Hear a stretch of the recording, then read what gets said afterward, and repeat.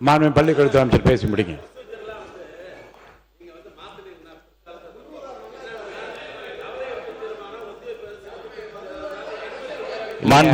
இருங்க ஒரு நிமிஷம் உட்காருங்க. நான் மாண்புமிகு உறுப்பினர் நீங்க ஒரு சீனியர், நீங்க பாருங்க, நீங்க ஒரு சீனியர் மெம்பர். நானே உங்களிடமிருந்து இந்த அவையை தெரிந்து கொள்ளட்டும், அல்லது நான் சொல்வதை விதியை அவையும் தெரிந்து கொள்ளட்டும். இப்போ நான் ஒரு உறுப்பினர் பேச அழைக்கிறேன். அவர் கூறுகிற கருத்துக்கள் உண்மைக்கு மாறாகவும் தவறான தகவலை தருவதாகவும் அல்லது மக்களுக்கு நன்மை பயக்குவது அளிப்பதிலிருந்து விலகுவதாக இருந்தால் அதை சரி செய்ய வேண்டிய பொறுப்பும் கடமையும் அரசுக்கு இருக்கிறது.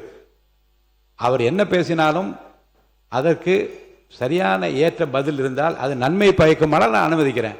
இப்போ அவர் மாண்புமிகு சட்டத்துறை அமைச்சர் இருங்க மாண்புமிகு சட்டத்துறை அமைச்சர் ஸ்ட்ரைட்டாக அவர் சொல்ல விரும்புவது என்ன என்றால், அனைத்து கட்சி கூட்டம்னு சொல்கிறீங்க, நாடாளுமன்ற உறுப்பினர்லாம் கூட்டியிருக்காங்க, அதுக்கு நீங்களாம் வரணும்னு கேட்குறாரு. ஏன் சம்பந்தம்? அதாவது என்னென்னா முறை இல்லை இருங்க இருங்க இருங்க இருங்க இருங்க இருங்க மாண்புமிகு பள்ளிக்கல்வித்துறை சொல்லுங்க, பதில் சொல்லுங்க.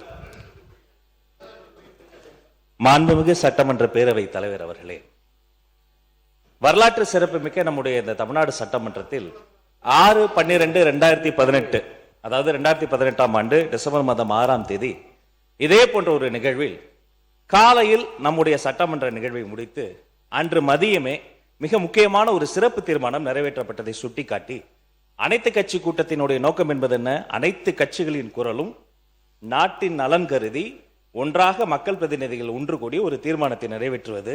இங்கேயே அனைத்து கட்சியினுடைய பிரதிநிதிகளும் இருக்கிறார்கள். எப்படி 2018 அப்படி ஒரு தீர்மானம் நிறைவேற்றணுமோ அதே போல இப்போதும் கலந்து பேசி ஒரு சிறப்பு தீர்மானம் கூட நிறைவேற்றலாம். அது மட்டுமல்ல, அனைத்து கட்சி கூட்டம் எப்படி தமிழ்நாட்டு நலன் கருதி, தமிழர் நலன் கருதி, விவசாய பெருமக்கள் நலன் கருதி கூட்ட வேண்டும் என்று எதிர்க்கட்சி தோழர்கள் சொல்கிறார்களோ, அதே தமிழ்நாட்டு நலன் கருதி, தமிழர் நலன் கருதி தான் நாளைய தினம் மாண்புமிகு முதலமைச்சர் ஒரு அனைத்து கட்சி கூட்டத்தை கூட்டியிருக்கிறார். இது சட்டமன்ற உறுப்பினர்களுக்கு, அது நாடாளுமன்ற உறுப்பினர்களுக்கு, அதே நாட்டு மக்கள் நலன் கருதி அவர்களும் வரணும். வருகவர்கள் இருகரம் கூப்பி வரவேற்கிறோம். இதைதான் நாங்கள் சுட்டிக்காட்டுகிறோம் என்பதை மாண்புமிகு உறுப்பினர்கள் மூலமாக தெரியப்படும். மாண்புமிகு திரு ராமச்சந்திரன், மாண்புமிகு உறுப்பினர் ராமச்சந்திரன் பேசுங்க. மாண்புமிகு பேரவை தலைவர்களே, அனைத்து கட்சி கூட்டத்தை ஏன் கூட்ட வேண்டும் என்று நான் சொல்ல வருகிறேன்னா, இன்னைக்கு கர்நாடகாவில் காங்கிரசும் பிஜேபியும் அரசு ரீதியாக மாறுபட்ட கருத்துக்கள் இருக்கு. அதே மாதிரி மதசார்பற்ற ஜனதாதளத்துக்கு மாறுபட்ட கருத்துக்கள் இருக்கு. இருந்தாலும் காவேரி பிரச்சனையில் மாநில உரிமை சார்ந்த பிரச்சனையில் ஒன்றாக இருக்காங்க. தமிழ்நாட்டிலையும் எல்லா இதில் ஒன்றாக இருக்க என்பதை ஒன்றிய அரசுக்கு நாம உணர்த்தணும். அதுக்கு தான் கூட்டணும் சொல்லி நான் சொல்ல வரேன். மாண்புமிகு சொல்லவே இல்லையா, சப்ஜெக்ட சொல்லவே இல்லை. மாண்புமிகு பேரவைத் தலைவர்களே, 2022ஆம் ஆண்டு காவேரியின் குறுக்கே மேகதாட்டில் அணை கட்டுவதாக கட்டுமான பணிகளை மேற்கொள்ள கர்நாடக அரசு முயற்சிக்கிறது. அப்போது 2022 தென்னிந்திய பசுமை ஆணையம் அதுக்கு தடை விதிக்கிறாங்க. அந்த தடையை எதிர்த்து தேசிய பசுமை ஆணையம் 2 உச்ச நீதிமன்ற நீதிபதிகளை கொண்டு அந்த தடையை நீக்கிறாங்க. அதன் பிறகு 2025 உச்ச நீதிமன்றம் வரைவு திட்ட அறிக்கைக்கு அனுமதி கொடுக்கிறாங்க.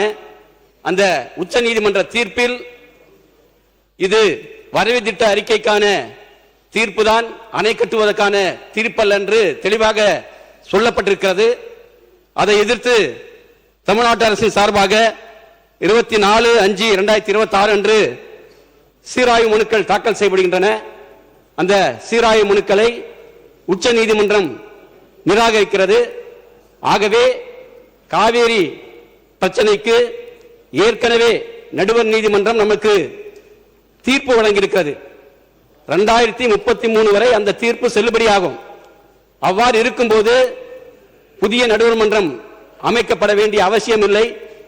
அதோடு இல்லாமல் இன்றைக்கு ஏற்கனவே நாட்டுடைய குடியரசுத் தலைவர் பிரணாப் முகர்ஜி அவர்கள் மாண்புமிகு அவை முன்னவர்கள்